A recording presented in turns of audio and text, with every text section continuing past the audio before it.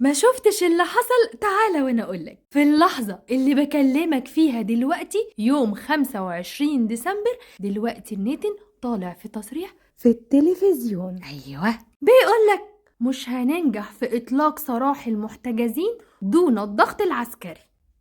احلف كده، نحاول نصدق يا جماعة، نحاول نصدق. على فكرة يا جماعة كلامه مقنع، على أساس إن الصفقة اللي فاتت بتاعة المحتجزين كانت برضو من الضغط العسكري، مش كده ولا إيه؟ ما تحيلتوش على إخواتنا خالص خالص خالص إن هما يعملوا تبادل، ما حصلش صح؟ لا، مقنع مقنع حضرتك. أنا نفسي أعرف لك ملة ولا دين، بس ما علينا، مش بتاعتي، أنت حر في دينك وملتك. بس أنت منين بتطلع بتقول كده ونفس ذات الوقت قوتك بتنسحب من جزء من شمال القطاع ومن جنوب شرقه وكمان غربه؟ ايه يا ترى الحقيقة فين؟ ويا ترى انسحبت ليه خبيبي؟ عارف ليه؟ عشان كل الناس خيبتها السبت والحد، وانتوا خيبتكم ما وردت على حد. لا بجد، عايزين تعرفوا ليه هما منسحبين؟ الكلام ده مش هتعرفوا غير هنا وبس. علشان طول ما هم قاعدين وحاطين معداتهم في الأماكن دي مش هيشوفوا راحة.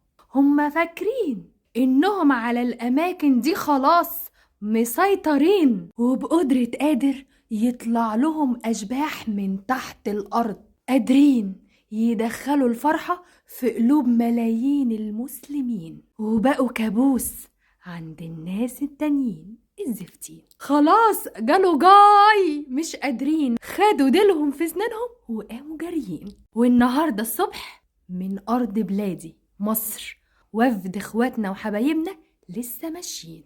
طب اتفقوا على ايه؟ هقولك. واحد، مفيش اي تفاضل في اي تبادل الا بعد وقف العدوان نهائي. واخد لي بالك؟ نهائي، وحاطين رجل على رجل كمان. اتنين، انسحاب كامل شامل من القوات من جميع انحاء القطاع. عرفتوا النهارده كانوا بينسحبوا ليه؟ عرفتوا؟ تلاتة، فتح المعابر ودخول المساعدات لاخواتنا، لان حرفيا هم في حالة من المجاعة. والله عيب وعار على كل الأمة العربية والإسلامية إن إخواتنا تبقى عايشة على العشب، على ورق الشجر. فينا شايفين الطفل ده؟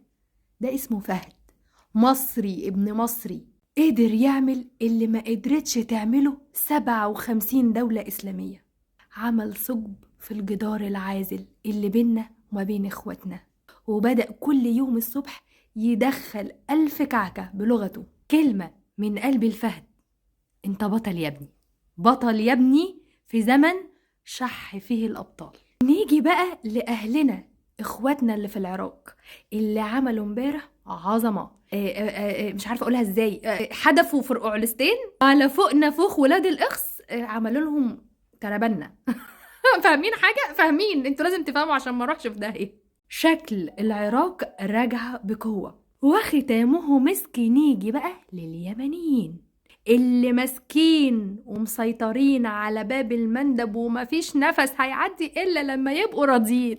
اللي شايفاه بعيوني إن اليمنيين بشجاعتهم معروفين، بس جايلي كده كم حاجة كده معرفش من ناس لا لهم ملة ولا دين تقريبا، عمالين يقولولي ما تمجديش فيهم قوي كده، دول عملاء وخاينين. الحوثيين اللي فيه منهم الشيعة اللي عمالين يقطعوا الطريق وللقواعد كاسرين. اولا خلينا اقولك، مفيش خطاب ليحيى السريع الا لما يسند كلامه على كلام سيدنا محمد اشرف النبيين والمجاهدين.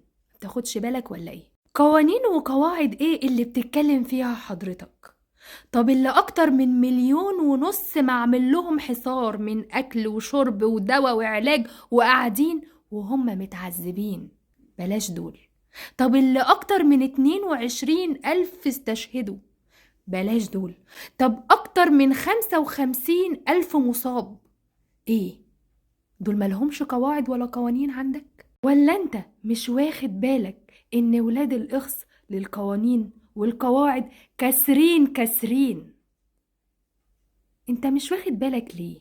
ولا انت من العرب المتصه يا طين؟